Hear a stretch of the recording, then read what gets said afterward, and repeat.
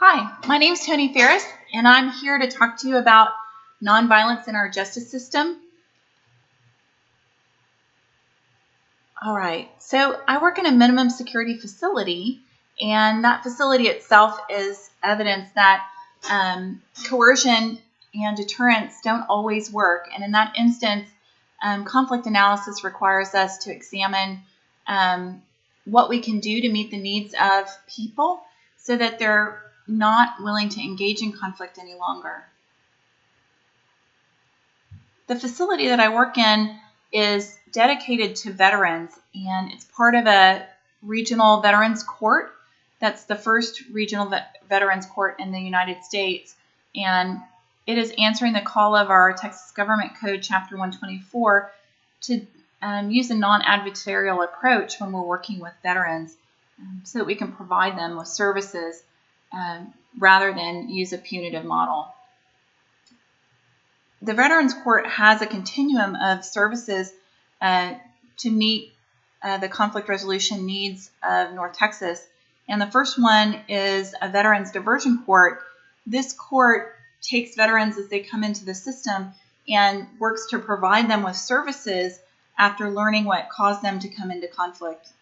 For example, if somebody gets a DUI, instead of using detention in a jail facility as a deterrent to recidivism, that person is provided with addiction counseling and support services, as well as monitoring and some external discipline until they can transition out of the diversion court system.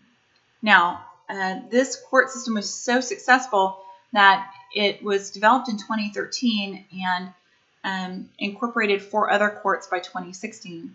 In 2018, they realized that there was a gap in service if a veteran who is in diversion court violated their parole or for some other reason needed to be incarcerated. They stopped receiving the counseling or addiction therapy or any other therapies that they need, and they were put in with the general population in situations that may or may not aggravate their underlying conditions. So the Judge Roach, and his program manager, Brendan Rivera-Jones, got together and they created this Valor program for inside the minimum security facility so that veterans are able to access their rehabilitation services. For this system, I'd like to let you know about some veteran-specific needs and how they fit into Galtung's 4 basic human needs that he presented in 2011 in Breaking the Cycle of Violent Conflict speech that he gave. So he identified 4 basic needs: survival, somatic well-being, freedom of the mind, and identity of the spirit. Those are pretty precise, and they apply very well to what we are finding that veterans need. Veterans are expressing a sense of anxiety and the sense that their survival is being threatened. Even here in the city, or even in what would be relatively a peaceful environment, because of PTSD and anxiety, those feelings of fear are continuing. They also have a disassociation, high level of disassociation, where they may have developed a habit of ignoring their bodies or ignoring their emotions in order to perform their duty, and that served them very well when they were in service. But now that they're back in civilian life, those habits are causing some problems, whether it be dependence on alcohol and drugs in order to continue to disassociate, or maybe some thrill-seeking activities in order to create sensation. Our veterans also sometimes have a struggle with the changes in identity and community when they come back into civilian life after coming from a very tight-knit community where their identity was clearly defined into a softer model with some pretty definite changes in their career and family life.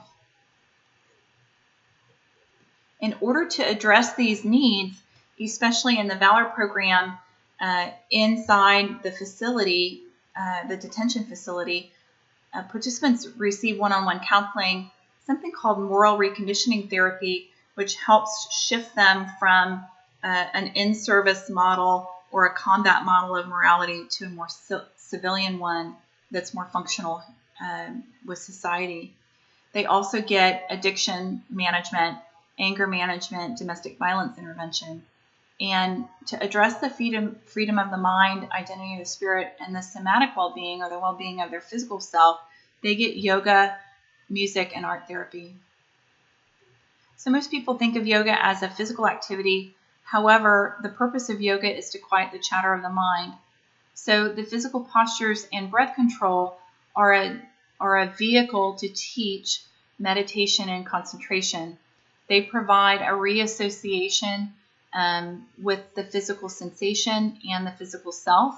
And the methods that we use encourage participants to treat themselves in a non-violent way. Here's some evidence on the efficacy of yoga. There have been a lot of studies about yoga and meditation and the effects on neurochemistry.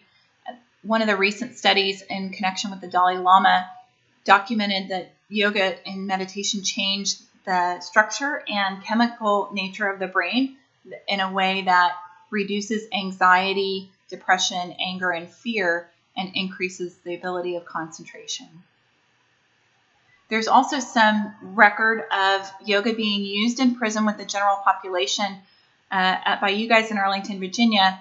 It's called the Prison Yoga Project, and this project documented an 84% reduction in the number of offenses committed by inmates enrolled in the class over a 7-month period. The techniques that we're using specifically with veterans, one of them that's meaningful is a nonviolent communication style outlined by Judith Lassiter in her book, What We Say Matters.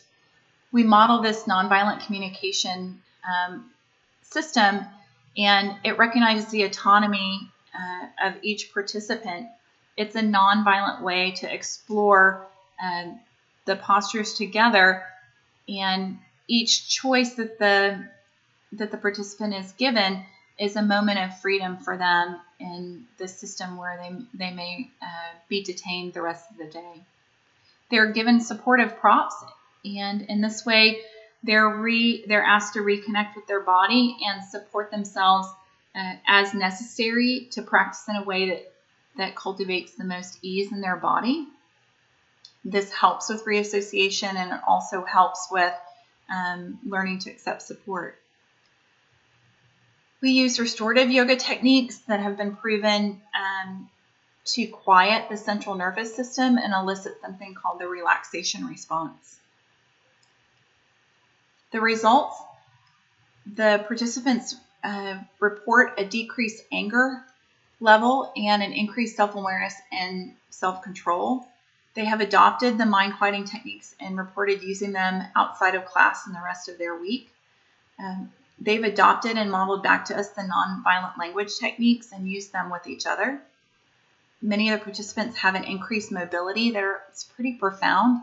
We have a participant that was having difficulty getting up and down off the ground, and towards the end of the practice together, he had a greater mobility and easefulness in the body.